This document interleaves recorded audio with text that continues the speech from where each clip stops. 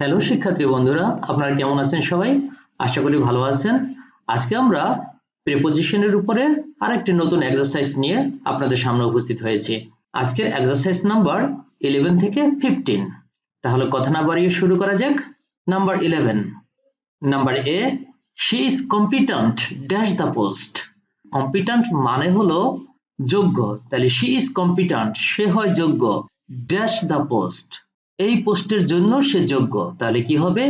She is competent for the post. তাহলে কম্পিটেন্টের সাথে for হয়। এরকম কিন্তু আমরা আরো কিছু শব্দ পেয়েছি, competent for, fit for, eligible for, অর্থাৎ এগুলো সবগুলোই অর্থ হচ্ছে যোগ্য, কোনো পোস্টের বা কোনো কিছুর জন্য যোগ্য। আর এইগুলো সবগুলোতেই ফর হয় প্রিপজিশন হিসেবে। তাহলে কি হবে? She is competent for the post, সে এই পোস্টের জন্য যোগ্য। Number B, anger may be compared dash fire. Anger হচ্ছে রাগ, রাগকে তুলনা করা যেতে পারে আগুনের সাথে। তাহলে এখানে লক্ষ্য করুন, কম্পেয়ারের ক্ষেত্রে দুই ধরনের ব্যবহার আছে আমরা জানি। কম্পেয়ার টু হচ্ছে ভিন্ন জাতের দুটি জিনিসের সাথে তুলনা করা, আর কম্পেয়ার উইথ হচ্ছে সমজাতীয় জিনিসের সাথে তুলনা করা। লক্ষ্য করুন, এইখানে অ্যাঙ্গার মানে রাগ, আর এদিকে ফায়ার মানে আগুন। তাহলে আগুন হচ্ছে এক ধরনের জিনিস আর রাগ হচ্ছে আর এক জাতের জিনিস, দুইটা দুই জাতের। তাহলে এই ক্ষেত্রে অবশ্যই কম্পেয়ার টু হওয়া উচিত। আর লক্ষ্য করুন পরেরটি নাম্বার সিতে, হামিদ হলো একজন মানুষ আর এদিকে কামাল হলো একজন মানুষ, দুইজনই মানুষ। তাহলে হামিদের সাথে কামালের তুলনা করলে এটা সমজাতীয় জিনিসের তুলনা, সুতরাং সেক্ষেত্রে আমরা কম্পেয়ার উইথ দেব। সমজাতীয় দুটি জিনিসের তুলনা হলে কম্পেয়ার উইথ, আর দুটি ভিন্ন জাতের জিনিসের তুলনা করলে কম্পেয়ার টু বসে। তাহলে আমাদের বি নাম্বার কি হবে বলুন তো? Anger may be compared to fire, রাগকে আগুনের সাথে তুলনা করা যায়। Number C, Hamid is compared dash Kamal. Hamid is compared with Kamal, একটু আগে আমরা শিখে আসলাম, কারণ হামিদ এবং কামাল দুইজনই ব্যক্তি মানে মানুষ, সুতরাং দুইজন একই জাতের বলে কম্পেয়ার উইথ ব্যবহার করলাম। Number D, he commented dash the lecture. কোনো কিছুর উপরে যখন মন্তব্য করে তখন তার জন্য আমরা সাধারণত অন বসিয়ে থাকি। তাহলে হি কমেন্টেড অন দ্য লেকচার, সে লেকচারের উপরে মন্তব্য করলো। Number E, the lady is capable dash doing hard work. The lady is capable of হবে, আমরা জানি অ্যাবলের সাথে টু বসে, তারপর ভার্বের বেস ফর্ম, আর ক্যাপেবলের সাথে অফ বসে, এরপর ভার্বের সাথে আইএনজি হয়, আর আইএনজি এখানে দেওয়াই আছে ডু থেকে ডুইং। তাহলে কি হবে?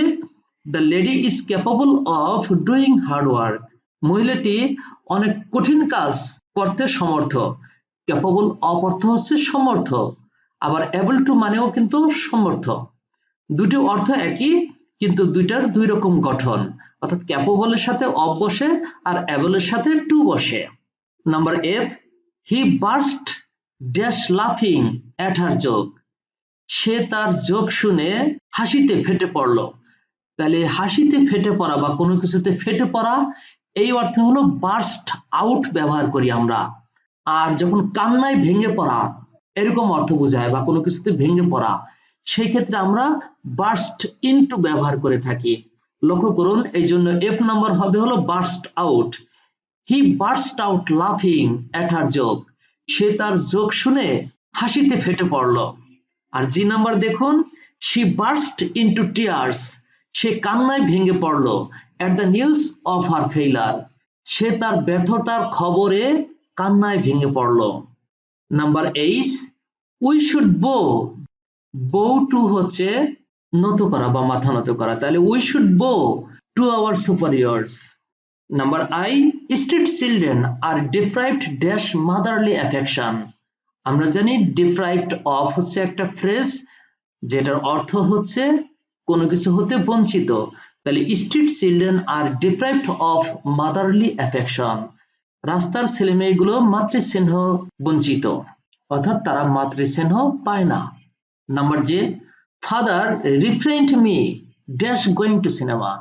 রিফ্রেন্ডের সাথে ফ্রম বসে, আমরা জানি কোনো কিছু থেকে অ্যাবস্টেন করা বা রিফ্রেন করা, বিরত রাখা। তাহলে ফাদার রিফ্রেন্ড মি, বাবা আমাকে রিফ্রেন্ড করলেন, বিরত রাখলেন কোথা থেকে? From going to cinema, cinema যাওয়া থেকে বিরত রাখলেন বা সিনেমায় যেতে বারণ করলেন। তাহলে ফাদার রিফ্রেইনড মি ফ্রম, এই রিফ্রেইনড ভার্বের সাথে পরবর্তীতে ফ্রম হয় আমরা জানি, আমরা এই জন্য ফ্রম দিয়ে দিলাম। Father refrained me from going to cinema, যেমন অ্যাবস্টেনের সাথে ফ্রম বসে সেটার মতো। আমরা পরের এক্সারসাইজটি শুরু করি। Number 12 A, I avenged dash him for his rudeness, তার রুক্ষতার জন্য আমি তার উপর প্রতিশোধ নিলাম। তাহলে avenged এটার সাথে সাধারণত on বা ক্ষেত্র বিশেষে আপন ব্যবহৃত হতে পারে। কারো উপর প্রতিশোধ নেওয়া, avenge on বা avenged upon। তাহলে I avenged on him অথবা upon him for his rudeness, তার রুক্ষতার জন্য বা খারাপ আচরণের জন্য আমি তার উপর প্রতিশোধ নিলাম। Number B, you must avail yourself dash this opportunity, avail এর সাথে অফ বসে আমরা জানি। অ্যাভেল অফ মানে হচ্ছে কোন সুযোগ গ্রহণ করা। তাহলে ইউ মাস্ট অ্যাভেল yourself, তুমি অবশ্যই গ্রহণ করবে কি?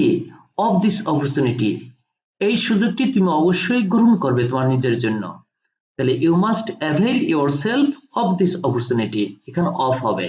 এই অ্যাভেল থেকেই কিন্তু অ্যাভেইলেবল আসছে। অ্যাভেল হলো ভার্ব, অ্যাভেইলেবল হচ্ছে অ্যাডজেক্টিভ। তাহলে you must avail yourself of this opportunity, তুমি তোমার জন্য এই সুযোগটা অবশ্যই গ্রহণ করবে। Number C, the boy was endowed dash poetic talents, এন্ডোর সাথে আমরা জানি উইথ হয়, এন্ডো উইথ সজ্জিত অথবা এটা দ্বারা ভরপুর এই সেন্সে ব্যবহার করে। তাহলে the boy was এন্ডোড with poetic talents, ছেলেটি কাব্যিক মেধায় সজ্জিত অর্থাৎ ভরপুর, অর্থাৎ আমরা সহজে বলতে পারি ছেলেটির কাব্যিক মেধা রয়েছে। Number D, the police looked dash the matter, police ওই বিষয়টি তদন্ত করছে অথবা গভীরভাবে তলিয়ে দেখছে, এই অর্থে আমরা ব্যবহার করতে চাই। আমরা জানি লুক ইনটু মানে তদন্ত করা বা গভীরভাবে তলিয়ে দেখা। তাহলে হবে কি? The police looked into the matter অথবা the police looked into the case, এইসব ব্যাপারে কি হয়? লুক ইনটু তদন্ত করা বা অনুসন্ধান করা অথবা গভীরভাবে তলিয়ে দেখা। তাহলে হবে কি? The police looked into the matter. Number E, everybody longs dash fame, আমরা জানি ডিজায়ার সাথে ফর বসে কোনো কিছু পাওয়ার আকাঙ্ক্ষা করা, ঠিক ওইটার সিনোনিম হচ্ছে লং। তাই লং থেকে থার্ড পারসনের জন্য লংস হয়েছে। এভরিবডি লংস ফর ফেম, একই ব্যবহার, শুধু ভার্ব ভিন্ন। ডিজায়ার না দিয়ে আমরা এখানে লংস দিয়েছি, বা ক্রেভ দেওয়া যেতে পারে, CRAVE ক্রেভ। তাহলে এভরিবডি ক্রেভস ফর ফেম, একই অর্থ। তাহলে এভরিবডি লংস ফর ফেম, প্রত্যেকেই সুনাম চায় অর্থাৎ সুনামের আকাঙ্ক্ষা প্রত্যেকেরই রয়েছে। Number F, man is liable dash Allah dash his deeds, আমরা জানি লায়াবল টু লায়াবল ফর দুই রকম ব্যবহার রয়েছে। ঠিক লায়াবলের মতো আরো শব্দ রয়েছে, responsible, responsible to, responsible for. এখন লায়াবল টু হয় হচ্ছে যার কাছে আমরা দায়ী থাকি, আর যেই কাজের জন্য দায়ী থাকি সেই ক্ষেত্রে লায়াবল ফর হয়। ম্যান ইজ লায়াবল টু আল্লাহ, মানুষ আল্লাহর কাছে দায়ী বা দায়বদ্ধ। ফর হিজ ডিডস, তার কাজের জন্য। তাহলে এখানে যার কাছে দায়ী তার ক্ষেত্রে আমরা টু দিলাম, আর যেই কাজের জন্য দায়ী সেটার ক্ষেত্রে ফর দিলাম। যেমন we are responsible to the principal for our deeds, আমরা প্রিন্সিপালের কাছে দায়ী আমাদের কাজের জন্য। তাহলে উই আর রেসপন্সিবল, ওই লায়াবলের মতো আরেকটা হচ্ছে রেসপন্সিবল, এটাও একই অর্থ। তাহলে we are responsible to the principal for our deeds বা ফর আওয়ার ওয়ার্কস। ডিডস হচ্ছে ওয়ার্কস, কোনো কাজকে বোঝায়। তাহলে man is liable to Allah for his deeds, মানুষ আল্লাহর কাছে দায়ী তার কাজের জন্য। Number G, do not laugh dash the poor, laugh at হচ্ছে তিরস্কার করা বা তামাশা করা। তাহলে do not laugh at the poor, এখানে অ্যাট হবে অবশ্যই। Number 8, one should not lament dash the past, ল্যামেন্টের সাথে সাধারণত ফর হয় কোনো কিছুর জন্য বিলাপ করা, আবার ক্ষেত্র বিশেষে ওভারও ব্যবহার করা যায়। যেমন one should not lament over the past, এটাও রাইট। আবার হতে পারে one should not lament for the past, দুইভাবেই ব্যবহার করা যেতে পারে। Number I, industry is the key dash success, আমরা এখানে অবশ্যই টু দেব, কারণ কি টু হচ্ছে চাবিকাঠি। তাহলে ইন্ডাস্ট্রি ইজ দ্য কি টু সাকসেস, পরিশ্রম হচ্ছে সফলতার চাবিকাঠি। তাহলে এখানে অবশ্যই টু হবে। নাম্বার যে, we should not look down dash the poor, we should not look down upon the poor, কারণ আমরা একটি ফ্রেজ জানি লুক ডাউন আপন মানে হচ্ছে হেয় চোখে দেখা। তাহলে we should not look down upon the poor, তাহলে এখানে আপন অবশ্যই দিতে হবে। গরিবদেরকে হেয় চোখে দেখা আমাদের উচিত না। আমরা পরেরটিতে চলে যাই। নাম্বার 13 এ, this pen is inferior dash that, inferior to, senior to, junior to, exterior to, interior to, superior to, এই শব্দগুলো হচ্ছে ল্যাটিন ওয়ার্ড, কিন্তু আমরা জানি কম্পারেটিভ ডিগ্রিতে দেন বসে, যেমন করিম ইজ বেটার দেন রহিম, করিম হচ্ছে রহিমের চেয়ে ভালো। এই যে গুড থেকে বেটার এসেছে, বেটারের সাথে দেন বসছে, কিন্তু এই ধরনের ল্যাটিন শব্দগুলোর ক্ষেত্রে দেনের পরিবর্তে টু বসে। যেমন দেখুন, this pen is inferior to that, inferior হচ্ছে তুলনামূলক বেশি খারাপ, আর এটি বিপরীত হচ্ছে superior, this pen is superior to that. তাহলে ইনফেরিয়র হোক, সুপারিয়র, সিনিয়র, জুনিয়র, এইগুলোর ক্ষেত্রে দেন না বসে কি বসে, টু বসে। তাহলে অবশ্যই আমাদের টু দিতে হবে। This pen is inferior to that, এই কলমটি হচ্ছে ওইটার চেয়ে তুলনামূলক বেশি খারাপ। Number B, I am indebted dash him for his kindness, তাহলে I am indebted to him, indebted to হচ্ছে কারো কাছে ঋণী থাকা বা owe to, তাহলে I am indebted to him for his kindness, তার দয়ার জন্য আমি তার কাছে ঋণী। Number C, he spoke in favor dash his friend, আমরা জানি একটি ফ্রেজ রয়েছে in favor of, তাহলে এখানে of অবশ্যই দিতে হবে। he spoke in favor of his friend, সে তার বন্ধুর পক্ষে কথা বলল। এখন এখানে অফ কেন হলো বলুন তো, কারণ ইন ফেভার অফ একটা ফ্রেজ রয়েছে, এটার অর্থ হচ্ছে তার পক্ষে কোনো কিছু বলা। তাহলে he spoke in favour of his friend, সে তার বন্ধুর পক্ষে কথা বলল। Number D, the duty was imposed dash us, আমরা জানি ইম্পোজ অন বা আপন অর্থ হলো কোনো কিছুর উপরে বা কারো উপরে দায়িত্ব বা কোনো কিছু আরোপ করা। তাহলে এখানে দেখুন, the duty was imposed on আস অথবা আপন আস, এরকম আমরা দিতে পারি, সেই দায়িত্ব আমাদের উপরে আরোপ করা হয়েছিল। Number E, Nivedita is hopeful dash her success, হোপফুলের সাথে নানান ধরনের প্রিপোজিশনের ব্যবহার থাকলেও অফের ব্যবহারটা তুলনামূলক বেশি। Nivedita is hopeful of her success, কোনো কিছুর ব্যাপারে আশাবাদী, তাহলে হচ্ছে সেই ক্ষেত্রে আমরা হোপফুল অফ ব্যবহার করব। তবে হোপফুল অ্যাবাউট, ফর, সেগুলোর ব্যবহার আছে, এখানে অফ হবে। Nivedita is hopeful of her success, Nivedita তার সাফল্যের ব্যাপারে আশাবাদী। Number F, the little girl is expert dash drawing, এক্সপার্টের সাথে সবসময় আমরা বসিয়ে থাকি ইন, এক্সপার্ট ইন কোনো কিছুতে দক্ষ, অ্যাড্রয়েট ইন, স্কিলড ইন, ডেক্সটারাস ইন, এইগুলোতে ইন বসে এবং সবগুলোর অর্থই হচ্ছে দক্ষ, কোনো ব্যাপারে দক্ষ হওয়া। Little girl is expert in drawing, ছোট মেয়েটি ড্রয়িং এ দক্ষ। এখন এক্সপার্ট না থেকে যদি স্কিলড হতো অথবা অ্যাড্রয়েট হতো, তাহলেও কিন্তু ওই ইনি হতো প্রিপোজিশন, সবগুলোর অর্থই হচ্ছে দক্ষ। Number G, there is an exception dash every rule, এক্সেপশনের সাথে আমরা জানি সবসময় প্রিপোজিশন টু হয়, এক্সেপশন টু কোনো কিছুর ব্যতিক্রম, তাহলে হচ্ছে there is an exception to every rule, প্রত্যেকটি রুলেরই একটা ব্যতিক্রম রয়েছে, তাহলে there is an exception to every rule.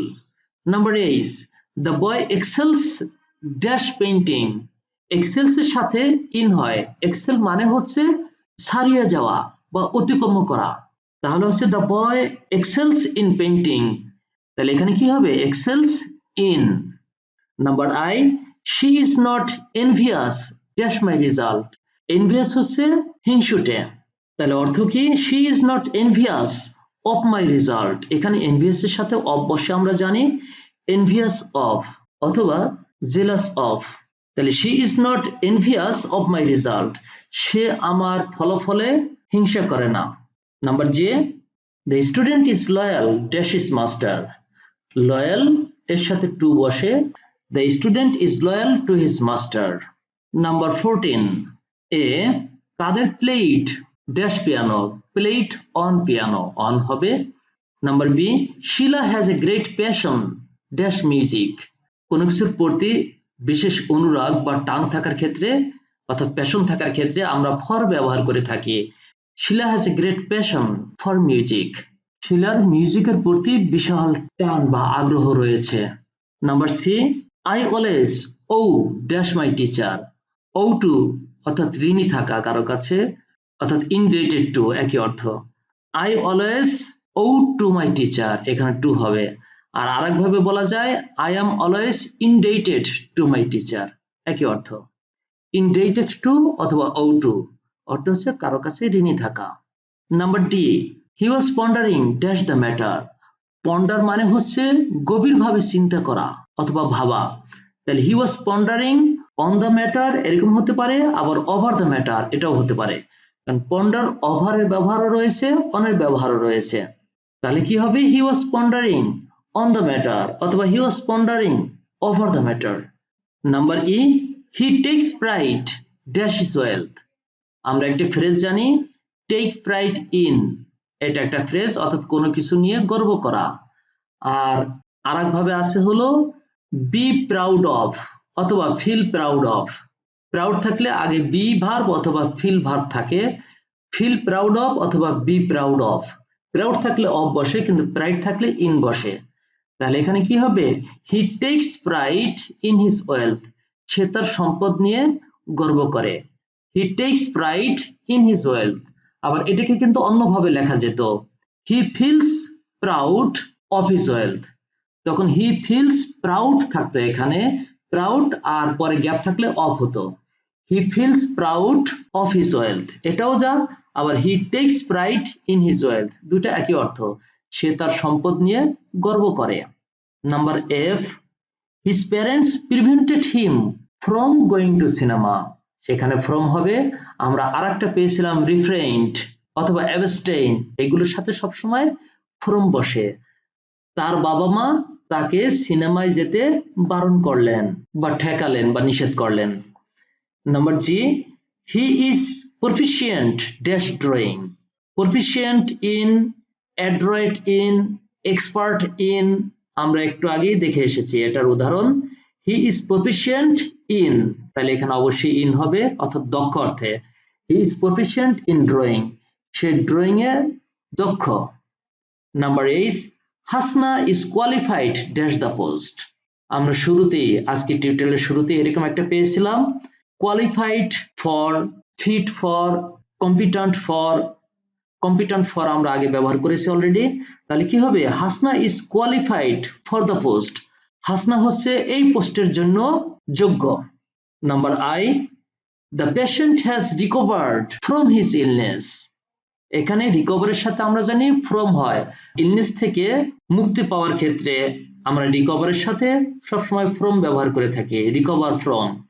তাহলে কি হবে, the patient has recovered from his illness, patient অসুস্থ অবস্থা থেকে মুক্তি পেয়েছে অর্থাৎ সুস্থ হয়ে গিয়েছে। Number J, he cannot rely dash what you say, তুমি যা বলো তার উপরে সে নির্ভর করতে পারে না, রিলাই অন, ডিপেন্ড অন অথবা অনেক ক্ষেত্রে অনেক সময় আপনও ব্যবহার করা হয়। তাহলে কি হবে, হি ক্যানট রিলাই, সে নির্ভর করতে পারে না, অন অথবা আপন হোয়াট ইউ সে, তুমি যা বলো সেটার উপরে সে নির্ভর করতে পারে না বা ডিপেন্ড করতে পারে না। আমরা চলে যাই আজকের এক্সারসাইজের সর্বশেষ কোশ্চেনটিতে। Number 15, man has no escape dash death, এসকেপের সাথে সবসময় ফ্রম বসে আমরা জানি, মানুষের মৃত্যু থেকে কোনো রেহাই নেই, এসকেপ ফ্রম, তাহলে আমরা অবশ্যই ফ্রম দেব, এটার ব্যবহার আমরা আগেও করেছি। Sooner or later he must die, আগে হোক পরে হোক সে অবশ্যই মারা যাবে। Dash other words he is subject dash death, অন্য কথায় অর্থাৎ ইন আদার ওয়ার্ডস, এটা একটা ফ্রেজ, এটাকে অন্যভাবে লেখার কোনো সুযোগ নেই। আর ইনটা লিখতে আমরা ক্যাপিটাল দিয়ে শুরু করব কারণ এটা সেন্টেন্সের শুরুতে। ইন আদার ওয়ার্ডস, অন্য কথায়, হি ইজ সাবজেক্ট টু ডেথ, সাবজেক্টের সাথে সবসময় টু হয়, তাহলে কি হবে, in other words he is subject to death. there is no medicine dash the world, এই পৃথিবীতে এমন কোনো মেডিসিন নেই, তাহলে there is no medicine in the world, আমরা এখানে in দিয়ে দিলাম, that can prevent him dash dying, prevent এর সাথে আমরা একটু আগেই করে এসেছি from বসে কোনো কিছু থেকে বিরত রাখা, তাহলে that can prevent him from dying, অর্থাৎ পৃথিবীতে এমন কোনো মেডিসিন নেই যেটা তাকে মৃত্যুর হাত থেকে রেহাই দিতে পারে বা রক্ষা করতে পারে, তাহলে that can prevent him from dying। এখন বলুন তো from কেন হয়েছে? এই prevent এর জন্য আমরা from এখানে ব্যবহার করেছি, যেমন refrain from, prevent from, abstain from, এগুলোর সাথে সবসময় from বসে আমরা জানি। Yet man attempts dash escape death, yet man attempts to escape death, attempt to, try to, attempt হচ্ছে চেষ্টা করা, try মানেও চেষ্টা করা, endeavor মানে চেষ্টা করা, তাহলে yet তথাপি man attempts, তথাপি মানুষ চেষ্টা করে যায়, কি করতে চেষ্টা করে? attempts to escape death, তথাপি মানুষ চেষ্টা করে মৃত্যুর হাত থেকে নিজেকে রেহাই করার জন্য। এরপরে দেখুন actually death is inevitable and unavoidable, মূলত মৃত্যু হচ্ছে অনিবার্য, man is dash no way free dash death, man is in no way একটা ফ্রেজ রয়েছে, in no way মানে কোনোভাবেই না, man is in no way free from death, free of death, free from death, এর ভিতরে free from টা এখানে বেশি অ্যাপ্রোপ্রিয়েট, অনেক ক্ষেত্রেই দেখবেন free of এর ব্যবহার আছে, যেমন free of cost, কিন্তু এখানে free from দেওয়াটাই বেশি শ্রেয়।